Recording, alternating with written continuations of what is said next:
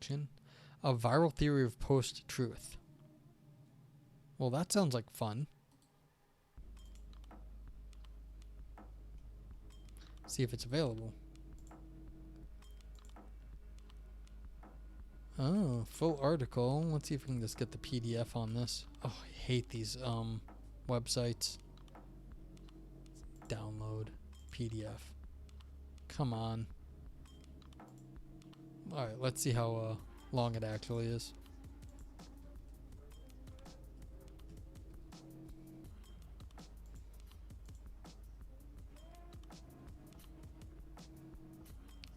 Okay, this is, I know you can't see. This is 10 pages, but it's basically really small words. But, let's, I want to give these folks a shot, because it's really only 9 pages, because the last is,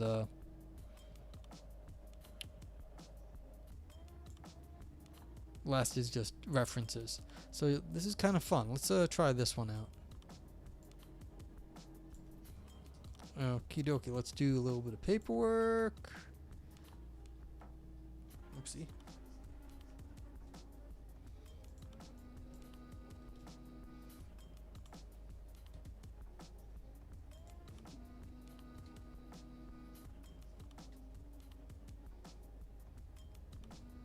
See how that looks. That looks okay.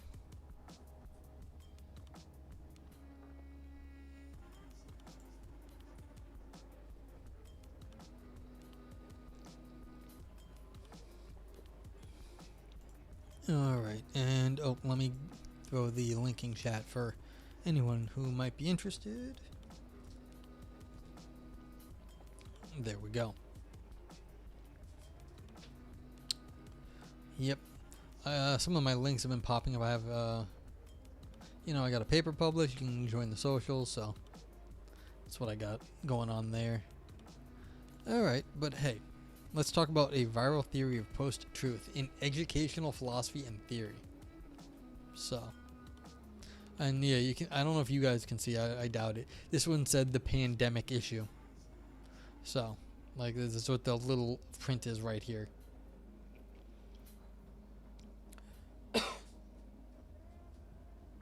Michael A. Peters, Peter McLaren, and Petar Jandri. Jandri? Don't know. My apologies. There is an ecology of bad ideas, just as there is an ecology of weeds. And it is characteristic of the system that the basic error propagates itself. Yeah, but we're the ones that are calling them weeds. I mean, nature doesn't care about the weeds. Nature likes the weeds. I mean, we're the ones that are calling them weeds. We're also calling them bad ideas, but the ideas may be fine on their own. I don't know. Well, this is interesting. This is is this like a different... Oh, okay, so we've got 3 mini essays on... Oh, so we've got some multiple mini essays on this stuff. Interesting.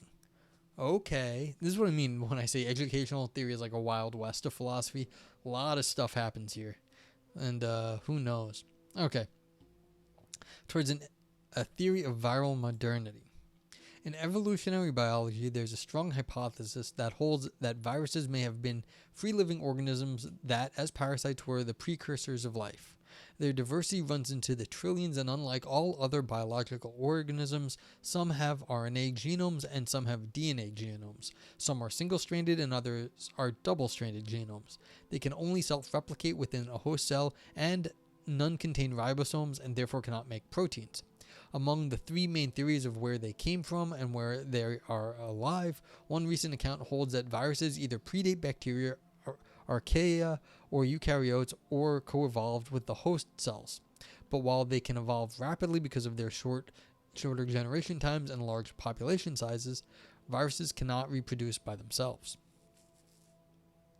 The social history of viruses and its impact on the human species began during a began during our evolution, and epidemics have been recorded as early as Neolithic times, when human beings began to lead sedentary lives in relatively densely settled agricultural communities with domesticated plants and animals some 12,000 years ago. And on this point, our friend of the stream, Shane McGinnis, very recently did a history of plague. And so you can hear about plagues going back a very long time and up until very recently. So check out Shane McGinnis. I don't think I have his link here, but if you stick around, you'll find out who he is. Smallpox and measles are among the very earliest of viruses that affected human beings. Influenza pandemics have been recorded as early as 1580, when the Spanish colonial conquest began in South America, decimating the indigenous peoples. The 1918-19 influenza epidemic killed an estimated 50 million people worldwide, and it was not until the 30s that the science of virology was established, with the invention of the electron microscope, and immunology and vaccination developed. While there was some progress in recognizing viruses and growing them in culture in the early 20th century, it was not until the crystallization of the tobacco plant mosaic virus in 1935 that virology blossomed. Emerging viruses of the 20th century and the 21st century have included zoonotic infections that jump from animal to other species, such as SARS, that is a novel type of coronavirus. In the pandemic century, 100 years of panic, hysteria, and hubris, Mark Honigsbaum argues that far from banishing panic, better medical knowledge and surveillance of infectious diseases can also sow new fears, making people hyper-aware of epidemic threats of which they had previously been ignorant. He continues, the media play its part in these processes. After all, nothing sells like fear. But while 24/7 cable news channels and social media help to fuel the panic, hysteria, and stigma associated with the infectious disease outbreaks, journalists and bloggers are, for the most part, merely messengers. Honigsbaum argues it is mostly medical science and epidemiology that become the ultimate source of these irrational and often prejudicial judgments. You know, there is something to be said, out of sight, out of mind, and viruses for a very long time, until the 30s, were completely out of sight. The idea in the history of medicine that there were these things that are invisible that are making us sick, and so I'm not even talking about viruses, which are incredibly teeny, but like bacteria and other sort of things, like, you can get an infection, and the idea that you could take antibiotics is crazy, because people didn't understand that there were things too small to be seen that were affecting us. They didn't know that the microscope was invented in 1608, Robert Hooke, I forget, but whatever it is, this is new. But the idea that there were these little things that could do stuff to big things like us is a very new thought, and so it is something new, and the ultimate source of these irrational and prejudicial judgments, yeah, they're going to be from the science, but that's because the science is crazy. For for most of humanity, we had no idea these things existed, and it's a new source of fear. And I can appreciate why people are afraid of bugs. For this. These are, viruses are like bugs, but worse. They're these little things you can't even see that will mess you up, as opposed to a mosquito, which at least you can swat at. Continuing. The concept of viral media dates from the first computer virus that dates back to 1986. When was the first virus? I forget. But one of the people on ARPANET did something that, kind of bounced around and self-replicated, and it was the first computer virus. And they they mistakenly triggered something that they couldn't take back, and that continued to trigger things around the network for a very long time. Maybe this is it. When Robert T. Morris released The Internet Worm in 1988, the word entered the language, and the notion of computer virus entered the public lexicon. Yeah, so this must have been later.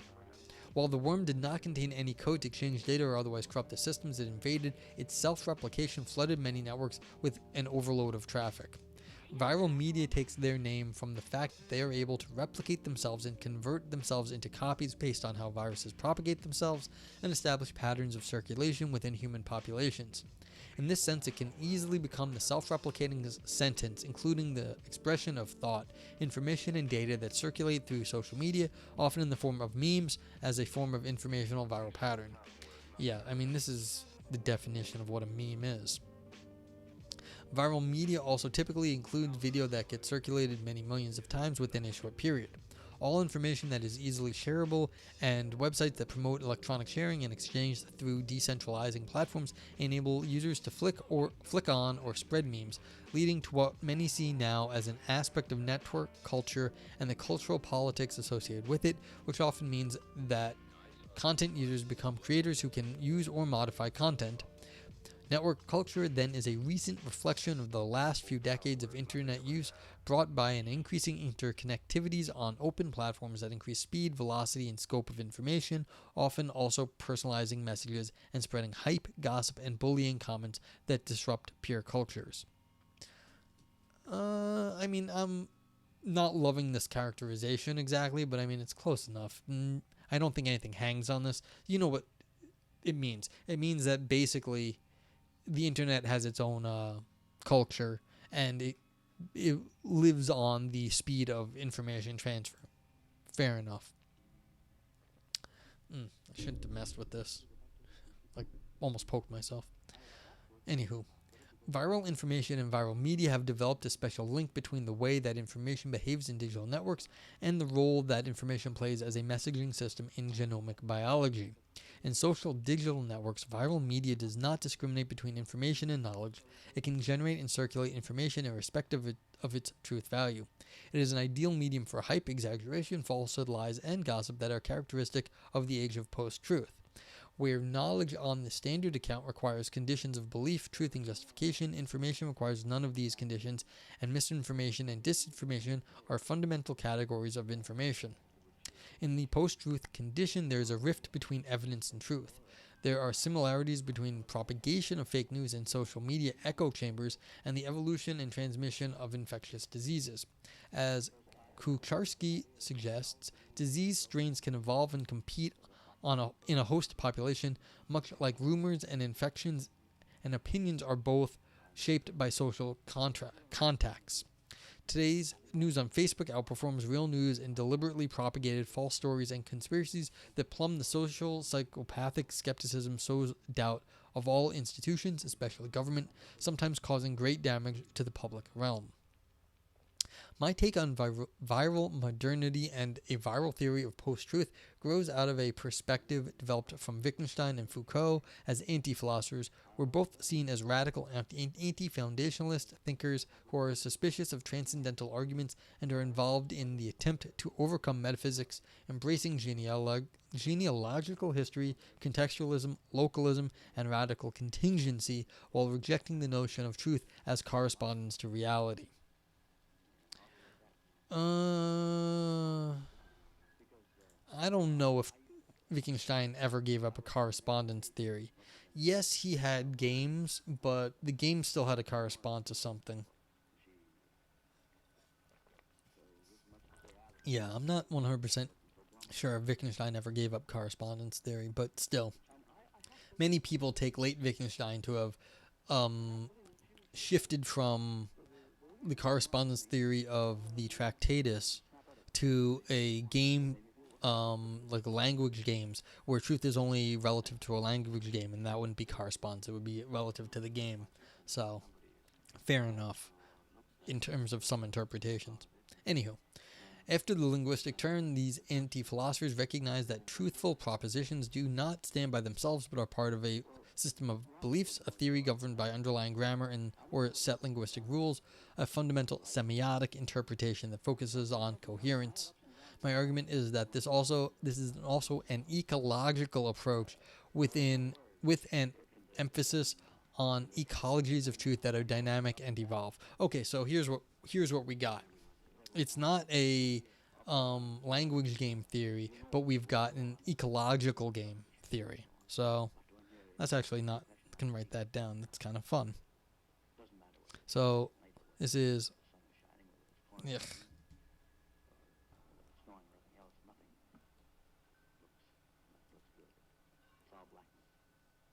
Language game to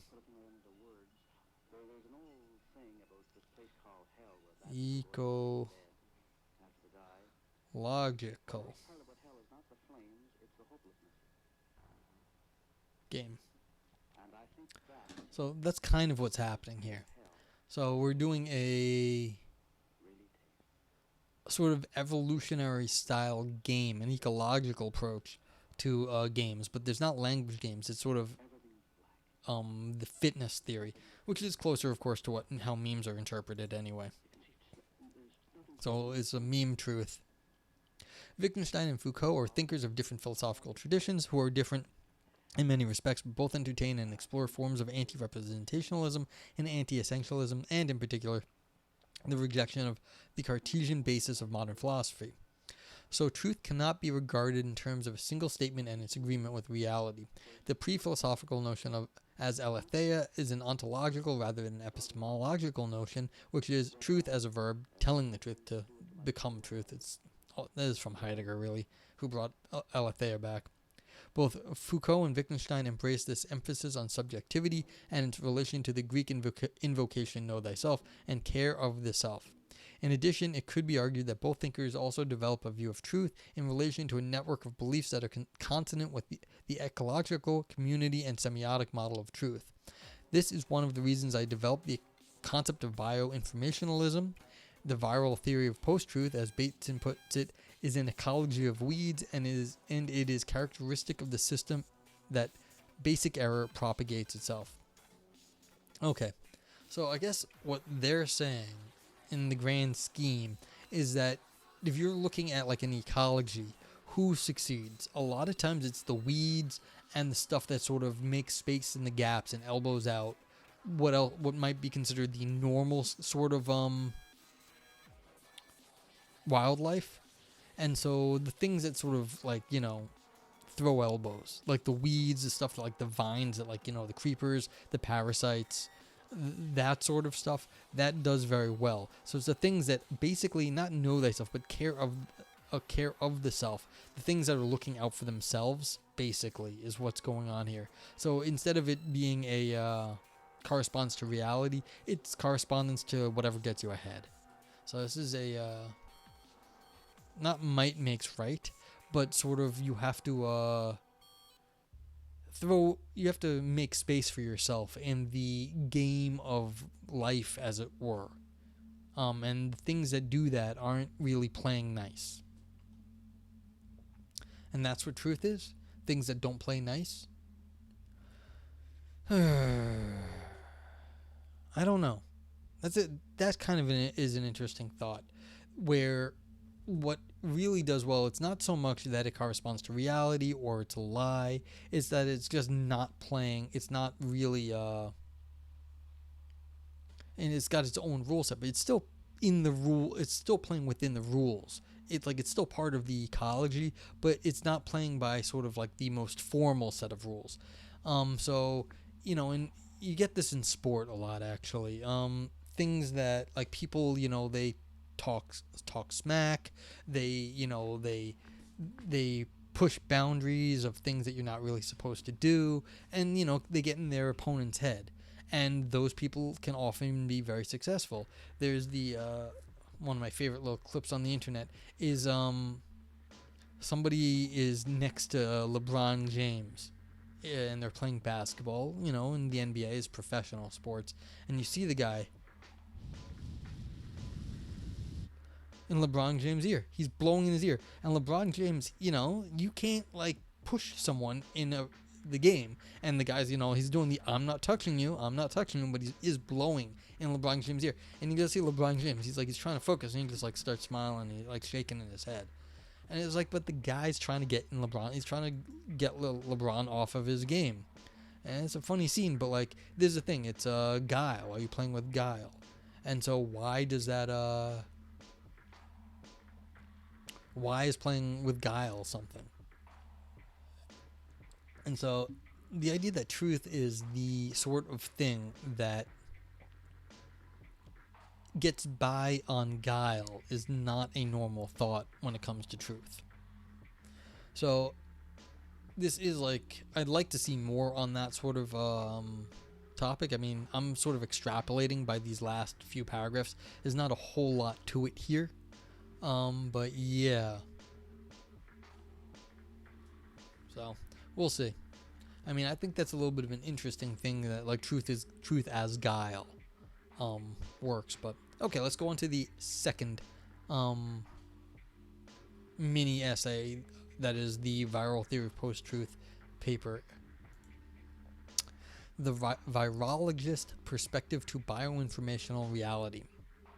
In our recent article, we defined viral modernity as a concept that is based upon the nature of viruses, the ancient and critical role they play in evolution and culture, and the basic application to understanding the role of information and forms of bioinformation in the social world.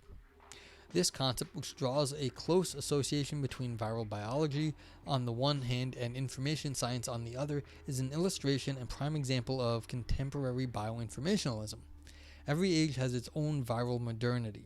Following the developments in information and communicative technology, the COVID-19 pandemic is the first global exercise of bioinformationalist viral modernity, where viral behavior of the biological novel coronavirus COVID-19 is dialectically intertwined with non-biological viral information and the viral media. The resulting combination is digital and analog, technological and non-technological, biological and informational post-digital reality, in which the digital and non-digital interact in hard-to-define, messy, unpredictable ways. That's interesting. Okay, so now what we're doing is we're taking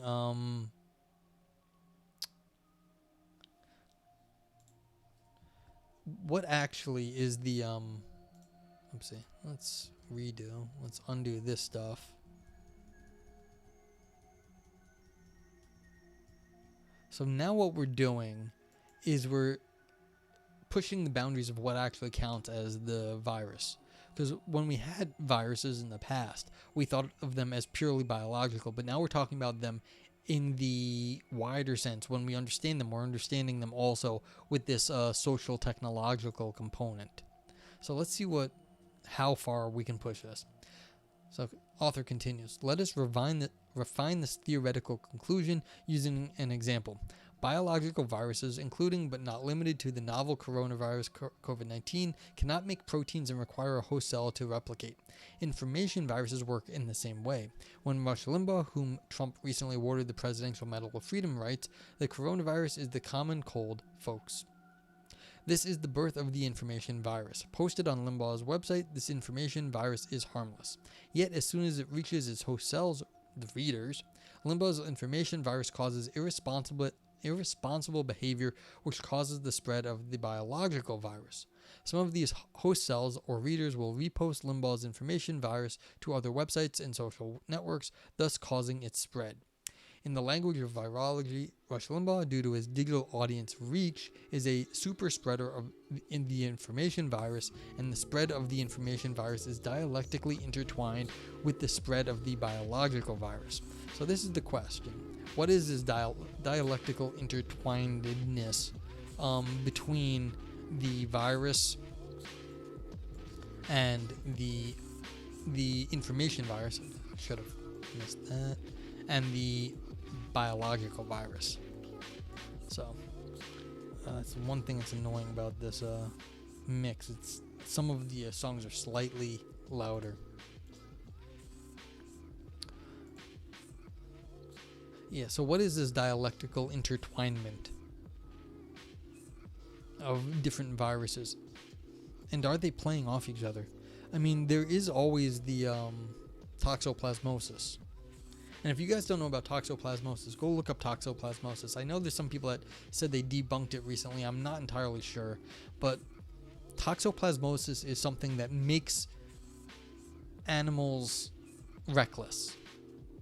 And it makes the animals reckless in ways that more likely will spread the toxoplasmosis virus to other animals that will then get infected, and it will make them reckless. Now, this isn't like the ant that gets taken over and dies and explodes, with the virus. It makes not that dumb organisms like cats and rats and maybe even people reckless. And so how does something like that happen? Like, because reckless is like a general concept, and so the idea that like a virus, or I don't know, is that a bacteria or something? The idea that like that can it does something to like our cognitive sense, or it can like do some sort of informational thing to get it to self-replicate in that way, to get it not to self-replicate but get us to replicate it in that way by going out and acting a certain way. Now, how did this virus go out and, help itself? Did it help itself informationally in some sense? I mean, it's kind of hard to think that the COVID-19 did this on its own, but a lot of times this is how things happen. Like, part A and part B should never have been mixed, but someone mixed part A and part B, and then it became much worse than it was. Alright, continuing. While the information virus and the biological virus both contribute to the COVID-19 pandemic, our responses to their hosts are radically different. People who knowingly spread the biological virus are subject to harsh legal consequences, yet Rush Limbaugh's right to spread the information virus is protected by the free speech legislation. No, it's not. It's the government can't come after you, but other people can. But the government can't shut you up. This opens up an interesting moral and practical question. What needs to be done with information viruses and their spreaders?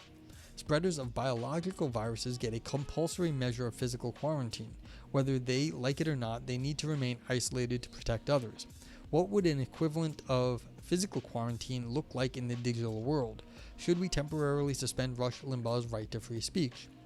Should we allow him to speak freely but restrict him from publishing his thoughts online? Our post-digital reality is a rupture and continuation of pre-digital challenges. Questions like this are both same and different as questions from previous viral modernities.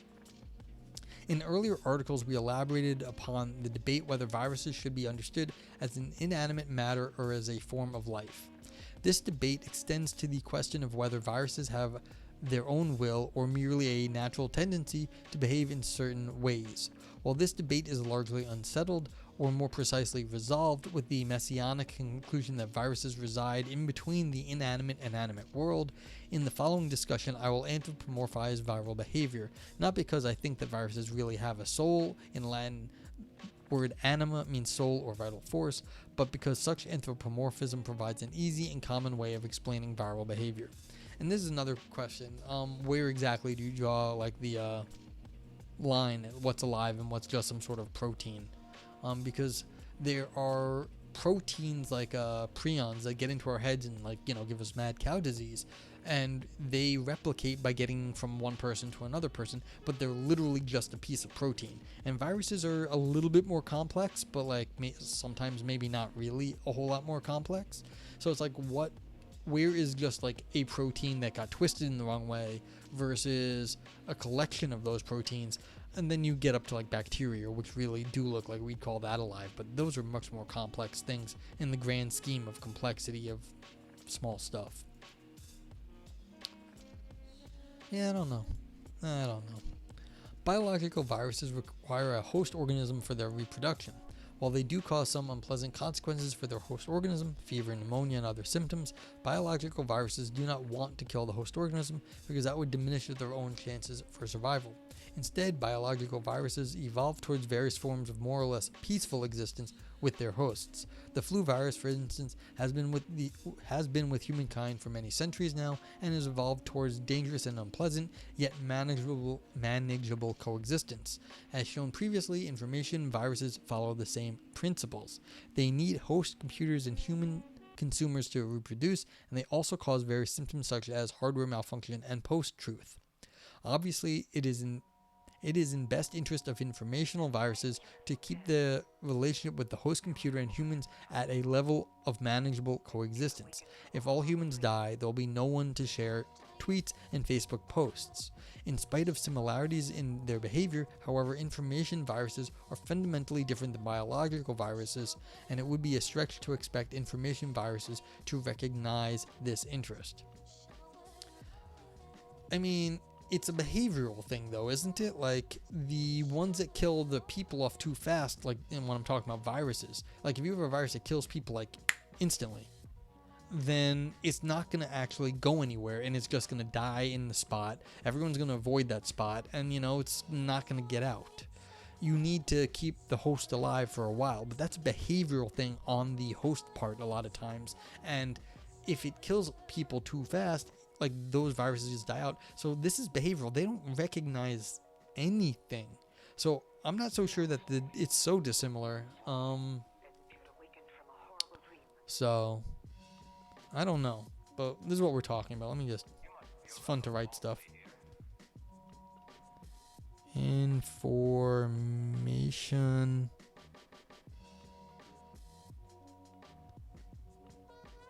virus.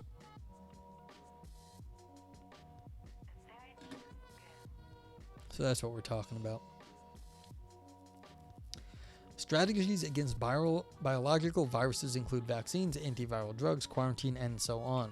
This list is by no means exhaustive and merely serves to illustrate the point that every strategy against biological viruses has a roughly equivalent strategy against information viruses.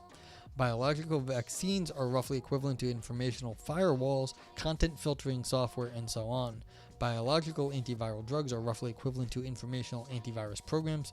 Quarantine or restriction of movement of humans and goods is roughly equivalent to disconnecting a person or computer from the internet. These rough equivalences cannot be taken for granted, yet in the bioinformationalist dialectic between biological viruses and informational viruses, they can serve as points of departure for development of a common anti-pandemic strategy.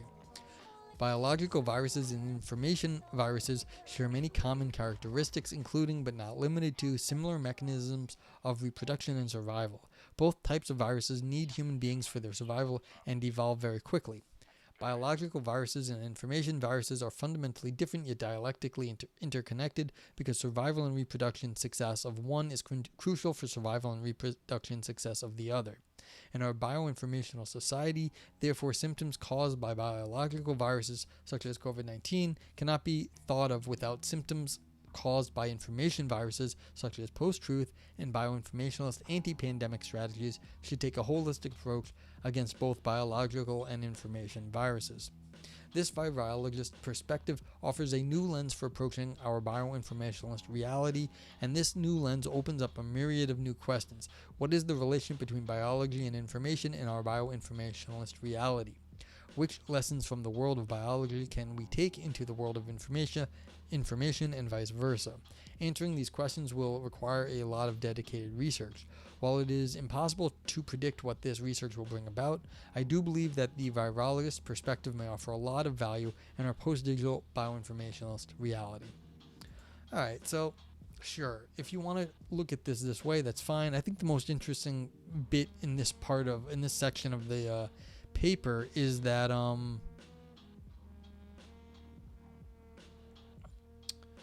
basically viruses can't kill people that fast. They can kill you, but they have to give you a long time to pass the disease on, basically. If they don't give you enough leeway to pass it on, then the virus won't replicate and it dies.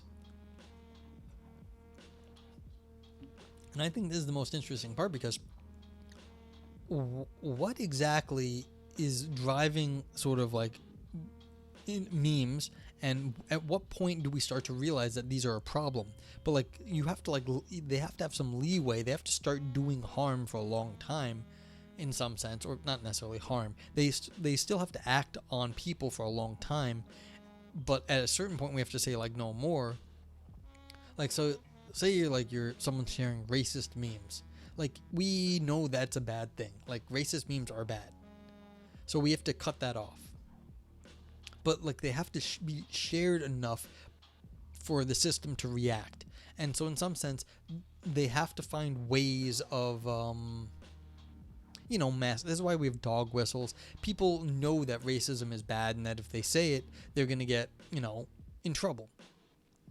So the question is, what are the strategies that information brokers basically use to push their agenda without getting shut down?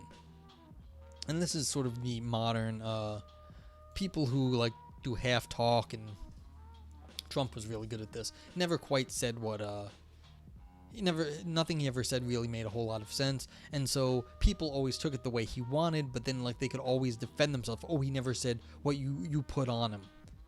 So it is sort of the defensive shield of never actually stepping over the line, just kind of sort of pushing the boundary. And that's the question here. Viruses have to, push the boundary. They have to make you sick, but not that sick. And that's kind of what happens here. It's like people have to be able to push what they can say, but not so much that people be like, all right, shut up and you don't get to talk anymore. So maybe there is a model that, like, if someone found a model of how viruses actually sort of how that works, maybe that could be used to look at the trends in memes and disinformation online, and that would be interesting. You'd have to see that. Okay, the biopolitics of truth. Peter McLaren. I would not wish to ascribe to malice what can be adequately explained by an unimpeachable narrow-mindedness, but at this historical moment, the attempt to disambiguate the meaning of truth has become increasingly more politicized in a disturbingly truncated fashion in this age of toxicity, in this age of Trump. In the 1980s, it was the post-truth proclamations of the postmodernists who held sway, whereas today attempts to hijack the epistemological relativism arguments are increasingly undertaken by those who could be described as alt-right adjacent, and they now dominate the paleo-conservative mediascape in places beyond Fox News and growing social media platforms spawned by the fear-mongering swamplands of racism and white nationalism. I just want to say something. This was one freaking sentence. Don't do this. More than, like, periods are your friends, authors. Yeah, punctuation. Okay, truth relativism. Truth relativism. Truth is a relative to a particular frame of reference, and judgmental relativism. Truth is relative to competing paradigms, are now being weaponized by the Trump administration, famously captured by Kellyanne Conway's famous words, alternative facts, and Trump's use of the term fake news to discredit stories produced by journalists critical of the Trump administration. Absent some ideal orator citizen such as Cicero, critical educators can certainly counter the gaslighting Philip Picks produced by Trumpland by engaging in a historical materialist rebuttal that enables us to utilize Hegel and Marx effectively in our attempt to engage the post-truth avatars at Fox News. We can, for instance, approach the notion of truth through the Marxist works of Paula Ullman, who maintain that there are different levels of truth. Meta-trans historical truths, which appear to hold across the history of humanity, but which must always be held to criticism, trans-historical truths, which are susceptible to future revision, truths that are specific to a particular social formation, and conjuncturally specific truths, which are transient but attain validity in the contextual specificity of the processes of which they are a part. Although adopting a negative dialectics to produce a critique of political economy and making it soundbite friendly is a challenge which I must defer to others. Yeah, author, dude, your sentences are ridiculously long with big words. You are like the least soundbite worthy person I've read in a while. Yikes. Continuing, while I agree that epistemological viewpoints about the world are both value-laden and theory-laden, unlike some postmodernists, I don't believe that we can alter the world simply by changing our beliefs about it. We are, after all, philosophers of praxis, and it would be a mistake to bleed epistemological objectivity into ontological objectivity and then claim that because there is no epistemologically objective or God's eye view of the world, there cannot exist an objective world ontologically. Just try walking through a wall or stopping traffic on a busy highway by exercising the power of your mind.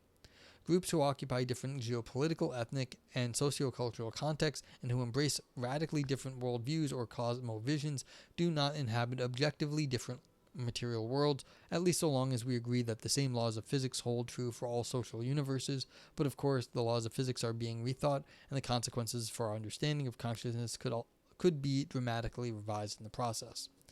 Well, yes, all of that stuff is happening. We are rethinking physics, but locally, physics ain't changing that fast. I mean, in the next 50 years, it's not going to go crazy. Okay, regardless of the regime of truth in which we find ourselves, ensepulchred. Ensepulchred. That is, like, again, this author is like, they like their vocab. Ensepulchred. I mean, a sepulcher is a tomb, so we find ourselves entombed. We are forever obliged to distance from our iron-caged Pache Weber by always asking ourselves, by whose standard do we assess what is true and what isn't? My answer is that no one individual or group can decide what is objectively valuable or meaningful for others. We therefore accept that no absolute ahistorical criteria of truth and rationality exist. We can't look blindly to some authoritative body who can pronounce definitively what is true and what is false. It has to be an ongoing global communal conversation. It is imperative that we constantly negotiate our position, even if we think it is universally true. Let me see if I can figure out what this one is about, and we can write something down, but I'm not sure I'm going to find out at all what this one's about. My interest lies in the self and social formation I call the revolutionary intellectual, whose essential gesture is to contribute to the formation of a counter-public sphere by making the case through a philosophy of practice for a socialist alternative to capitalism. Okay, so they're advocating for socialism. A socialist alternative to capitalism. All right, how are you going to pull that one off, my friend? While subjects who inhabit the world differently cannot have access to the same or the full truth of human history, we do admit to the possibility of having access to partial truths. The world is, in fact, knowable, but our knowledge of the world will always be partial and relational. We are immersed in fields of knowing, and our engagement is historically situated. The situated nature of knowledge has led me to approach the question of truth in the context of understanding how knowledge is created, constituted, and produced. In other words, in the context of how knowledge comes to be viewed as knowledge through the process of our self and social formation, what the Germans refer to as Bildung. I don't know how to say German, so I don't know if that was right. This presupposes the notion of education, that is, the idea that a person can, in fact, be educated. This means recovering philosophy from its capture by anti-foundationalists, or to use another familiar term, from the postmodernists. Okay, so we're kicking the postmodernists to this curb. We're going to go back and be like, we're going to be some hard-nosed, objective people here, and we're going to do it in a socialist manner. So are they arguing for, like, socialist epistemology, a sort of, I don't know. What are we going to call this? It's like information socialism. Yeah.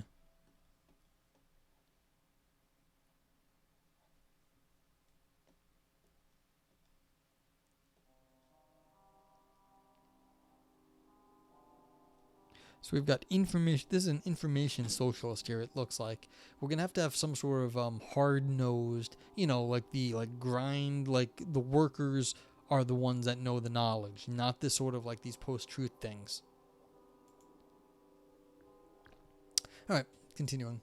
Philosophy has taken a beating over the decades from thinkers such as Wittgenstein, Nietzsche, and Foucault. Foucault drew upon Nietzschean genealogical method of the self that points to discursive transformation in terms of regimes of knowledge and the relation to the self to the question of truth. Relation of the self to the question of truth, of telling the truth, and the relation between telling the truth and forms of reflexivity in order to reveal the use and abuse of history. And as Peters notes, while Foucault distinguished himself from Marx through a philosophy of the subjectivity trying to develop a culture on the left that was not Marxist, his work still bears traces of Marx, and it is not silly to want to see overlapping connections. For Wittgenstein, truth can be found through an examination of everyday language games, which make work and daily activities and social practices possible. In The Will to Power, Nietzsche writes that truth is a form of error which a type of living species requires in order to survive on an everyday basis. Nietzsche saw the world as a fable. Wittgenstein saw it as nonsense, as routine linguistic behavior, life-sustaining forms of life, yet without ground or foundation. I do not like this interpretation of Wittgenstein. This is not good, but what are you going to do? Wittgenstein challenges the Platonic distinction between knowledge and belief, rejecting Aristotle's claim that science is knowledge through causes, arguing that humans claim to know what they already believe. In other words, belief precedes knowledge. He maintained that learning is, in fact, based upon a belief, and beliefs are, in fact, the artifact of indoctrination. They are the result of being familiar with the language games that comprise our forms of life, that which we know from our experience. Does this mean we throw out the idea of ontological necessity? Sorry, I'm just getting annoyed at the Wittgenstein interpretation here. Truth, according to Wittgenstein, is reduced to linguistic forms of life created through intersubjective human activity, randomly organized without any metaphysical basis. Here, description replaces examination, and trust in our language game is taken as certainty or truth. The meaning of words are quite plainly the way that we put them to use in our everyday practices. I mean, he did say stuff like that quite often. Like, if you want to know what the meaning of a word is, you look how it's used. But that doesn't mean he was reductionist all the way there. But, like, this is, if you understand that he did say that if you want to know what a word means, look how it's used. Then you can see where this author is getting, like, hung up. It's the simple fact is that, like, it's embedded in a system, and the system is subject to change, of course. So, if we follow Wittgenstein's view that philosophy is a result of misunderstanding language, I guess philosophy is a result of misunderstanding language, and that truth is really an artifact of assimilating the intersubjective teachings of our communities as we navigate our daily lives, then we face some serious challenges today with the ascendancy of Trump. Unspooling Trump's demagoguery can give us a clue of how educators as public pedagogues can begin to resist.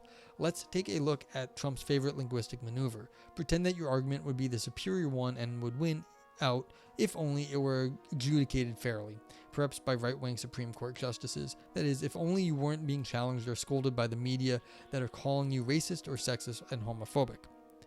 Retreating into a discursive tribalism and avoiding evidential claims of any kind appears to be Trump's signature position. Here it is easy to recognize that criticizing the President of the United States is tantamount to being an enemy of the people. Do so at your own risk. At the same time, it would be foolish to dismiss the importance of Wittgenstein or Foucault as simply enemies of truth, since radically different philosophies help to initiate the social and cultural turn in philosophy based on an understanding of practice.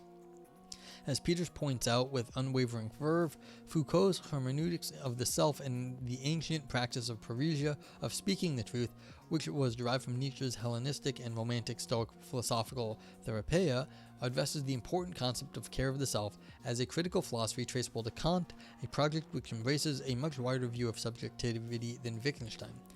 Again, how long are these words and sentences, author? Foucault and Wittgenstein, according to Peters, established anti-philosophy itself as a coherent counter-narrative or counter-tradition, a shadow boxer that seeks to achieve a form of positive nihilism that destroys the liberal Enlightenment tradition as a simple accumulation of inherited truths that represent the major moves in the game of philosophy as such. And as such, truths are asserted, argued for, opposed, accepted, and fought for within the language of metaphysics to determine its legitimacy, its transcendence, and its authority. And Peters also reminds us that Wittgenstein's socialist conception of multiplicity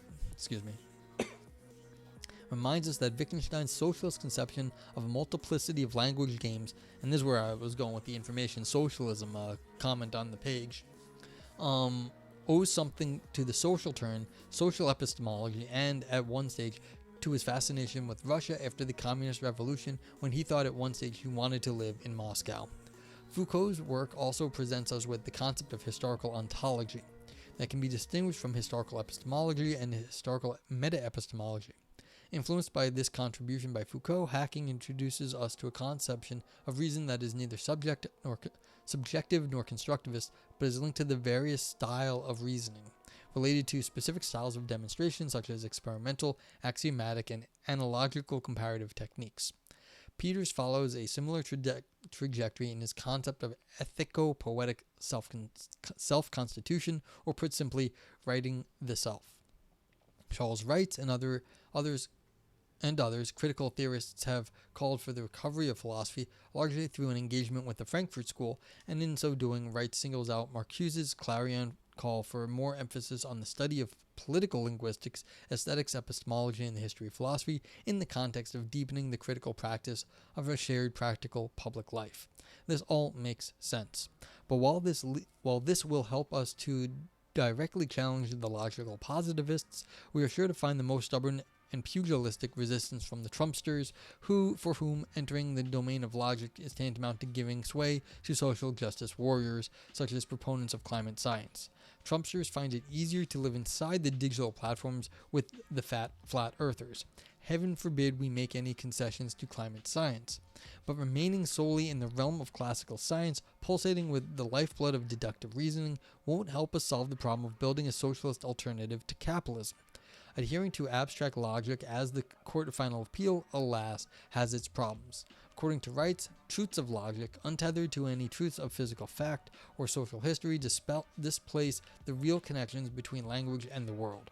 He goes on to say that nothing is left but logic as a deductive system or necessary arrangement of parts once first principles have been arbitrarily determined.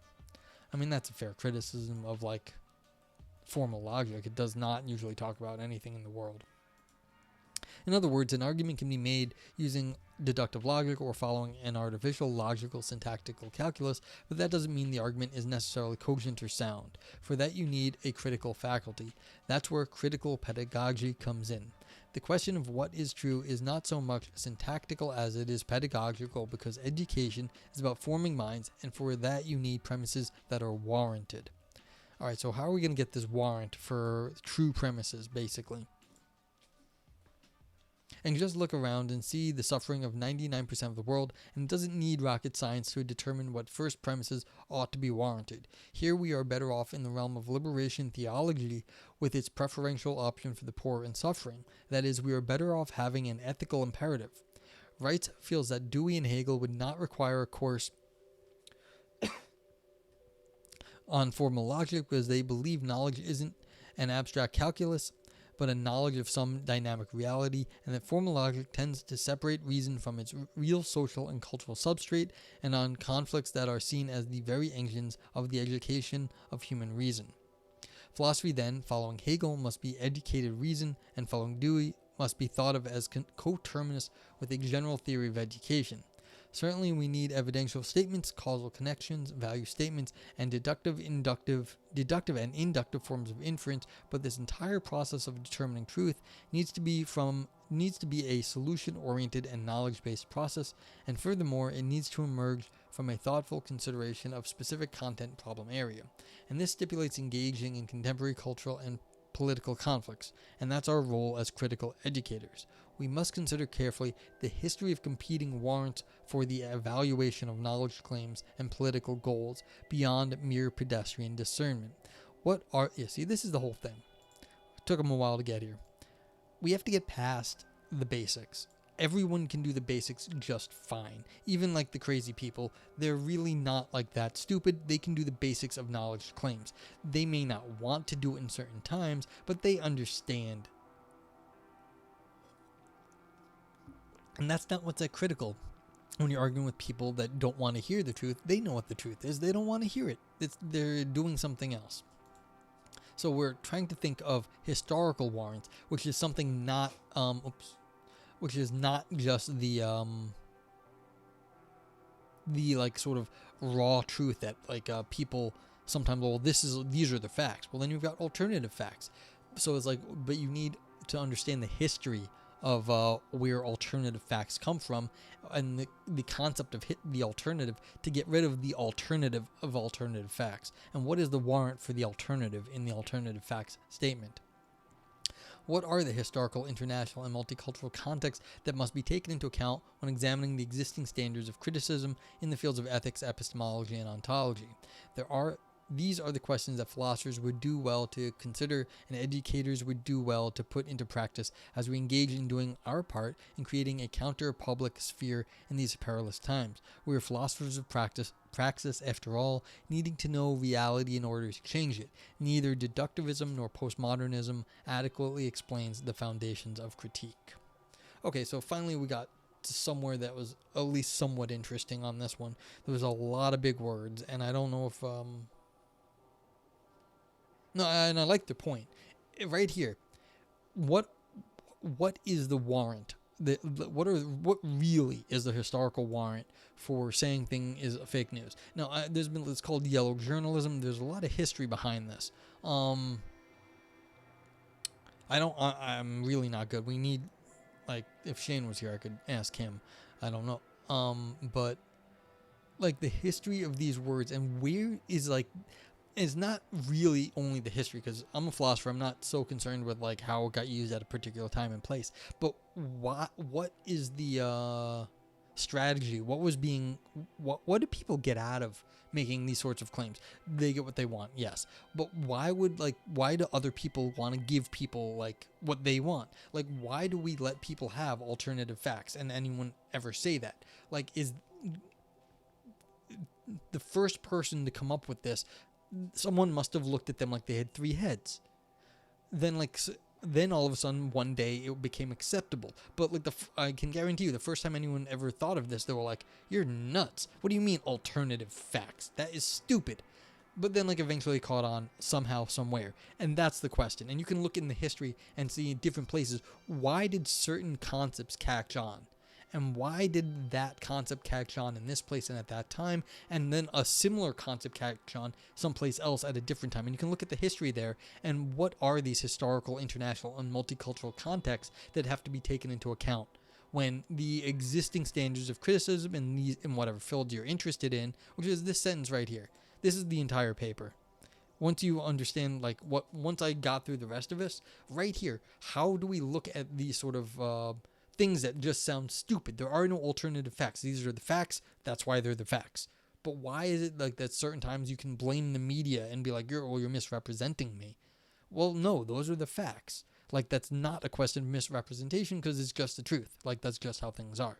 So if we can look at the sort of the causal structure, because yes, you can do the history, yes, you can do the sociology, but what is the causality here? What is causing people to engage in this way? Then we might get somewhere, because then you could say, hey, look, I understand that you want to talk about alternative facts, but like this, what's your reasoning here? Like, why do you get to pick which facts you do? And like, is it just like this stupid reason, like this historical reason, like you think you can do this? But if we can point that out to everyone will be like, no, you can't do that. That's a bad idea. But we're not there yet. We seem to let people get away with saying whatever they want, and for who knows why we let people get away with stuff. And so this is a good point. That how did this come about? Why did it come out? What was the circumstances, the context that brought it out? And how is it different in different places? Because then you could at least get some different viewpoints on it. Because, fascism in the United States is not the same as fascism in other places. And the media in the United States is different from media in other places. So these are things that we have to... historians will look back and figure it out later. But we have to deal with this at the moment. And this is one of the things about educational theory, educational philosophy, is that the educators sort of feel that like they have to get on this right now because they're educating the next generation. And, if someone doesn't read my paper now, I might be dead 100 years and someone might read my paper and be like, yay, someone's reading my paper. But like these educational philosophy people have to be like, well, I'm going in to teach tomorrow. And so how do I go about that? So that's what they mean by all this philosophers of praxis. Like, how do we show the history of people getting the truth wrong? And that's not so easy, because we don't know what the truth is. And that was the point of that Nietzsche quote up here, where they talk about Wittgenstein and then immediately switch to Nietzsche. So this is like they start off with Wittgenstein, and then the next sentence they go to Nietzsche. Truth is a form of error which a type of living species will require in order to survive on an everyday basis. So it's like this immediate, like the truth is wrong, but we use it for a reason. So this was a sort of thing right here. And so Nietzsche saw the world as a fable. Wittgenstein saw it as a kind of a something that we do as a linguistic thing. It's like something we say. and doesn't actually have any basis in the world. So that's what it is. So it's like this form of what's the instrumental use of it? So okay, let's finish this up. Get back to the this is the conclusion, and yes, just this page. Okie dokie. This article consists of 3 radically different takes to a viral theory of post-truth. Michael Peters explores the fundamental philosophical questions about our current post-digital reality and develops the concepts of bioinformationalism, viral information, viral media, and viral modernity. Michael points towards similarities in ways information behaves in digital networks and biological systems, and the rifts between evidence and truth in our post-truth conditions. Peter Jandri compares compares behavior of biological viruses and information viruses and explores main similarities and differences between these types of viruses and between human responses to them. Peter points towards dialectical relationships between biological viruses and information viruses and argues for holistic bioinformationalist anti-pandemic strategies. Our 3 different perspectives are indeed different in approach, focus, and conclusions, yet it is at the intersection of these perspectives that we seek a common viral theory of post-truth. Using the lens of revolutionary critical pedagogy, Peter McLaren explores post-truth as a philosophical and political phenomenon, which is closely linked to education.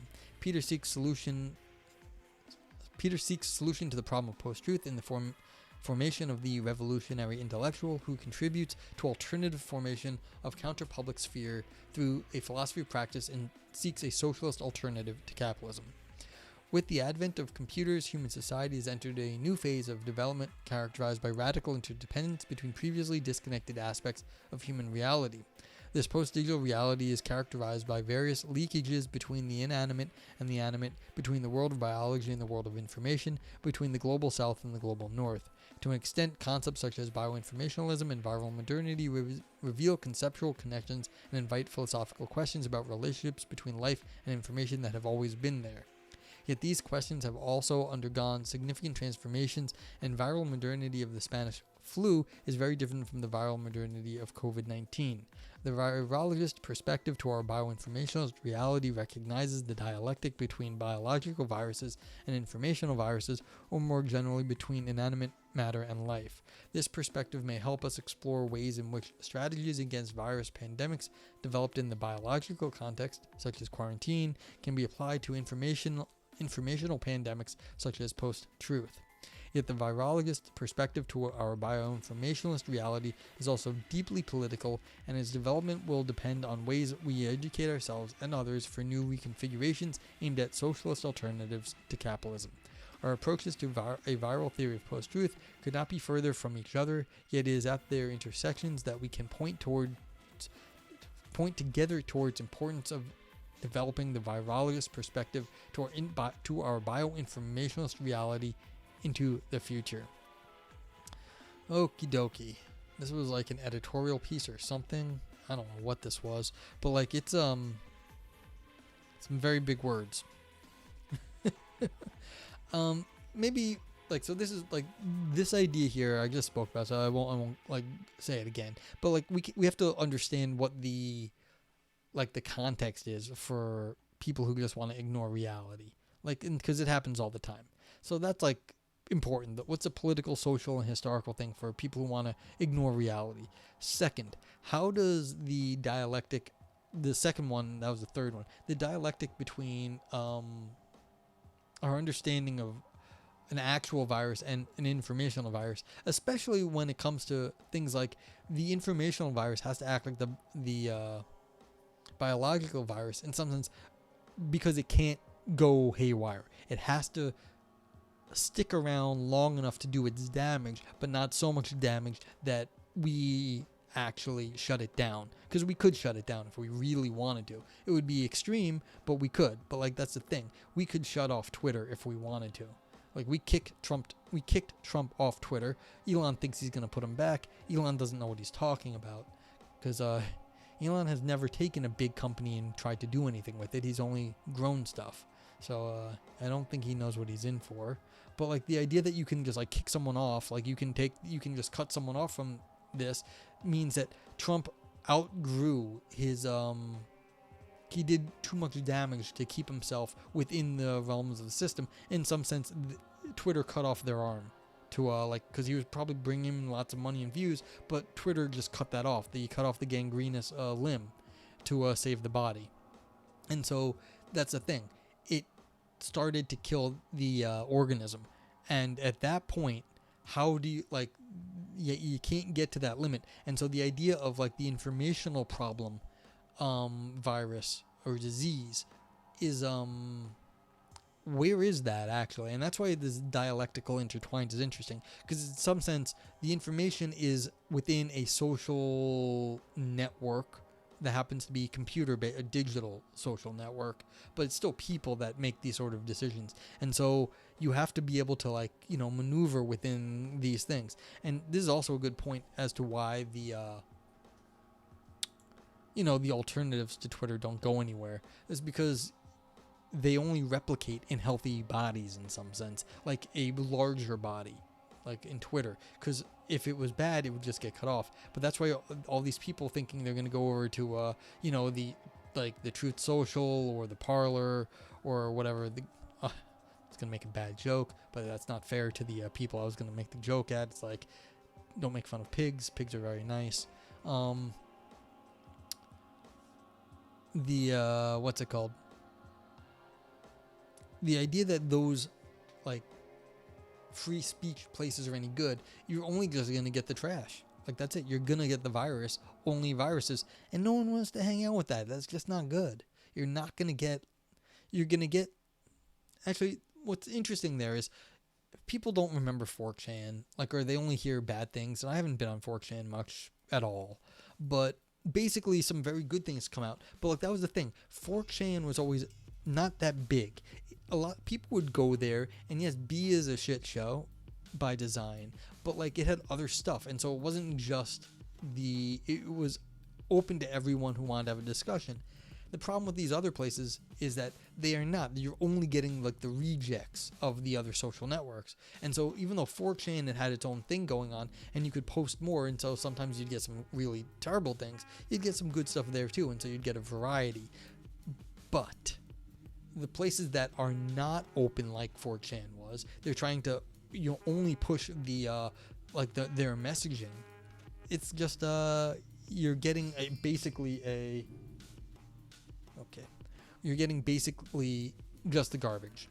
Not the garbage. You're getting basically only the viral messaging, but no other content. But viral messaging doesn't, as all these authors say, has to be within a system. It does not work if it's not in a larger system, because viruses and messaging like this need an informational system.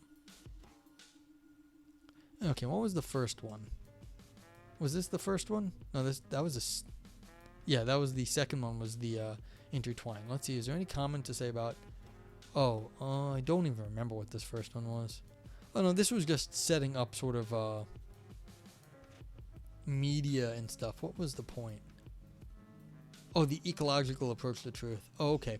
Oh yeah, truth is weeds. That was interesting too. Yeah, so this one was saying that basically, this is actually very similar to my second comment. What I thought was interesting about this was also about the second one. You can annoy the rest of the weeds grow in between the rest of the trees, or what are the rest of the stuff. They make their own space, but they sort of they elbow out some of the other animals. You have to. How does truth do that actually? And it's similar in the sense that it has to be within the system, but the idea that the truth is what is able to make space for itself. That's the aletheia actually. The truth as what the heck is that word? It's the opening or whatever. It's all but how does that actually where in where a weed could grow, it made space where people didn't think there was space? How is that a notion of truth in sort of the ecological sense? That's interesting though, that truth isn't just corresponds to nature, but truth is finding the gaps within what was already there. So there is some sort of conventional system, which is what exists, but then what else is there It's a how to actually reuse that in a new way, and that's where the truth actually is. That's the sort of the deeper system. So the Heideggerian approach, the opening, the aletheia, clearing. That's what the word is, clearing. Okay. If anyone has, do have some viewers, although people are quiet, I'm not going to call you out. If you have anything last to say, that's about it for me. I think my voice can't handle a whole lot more. Thank you for being here. I appreciate it. Also let's give this a bookmark. Wouldn't know if I recommend it, but I'm gonna give it a bookmark. So that's what we're gonna do.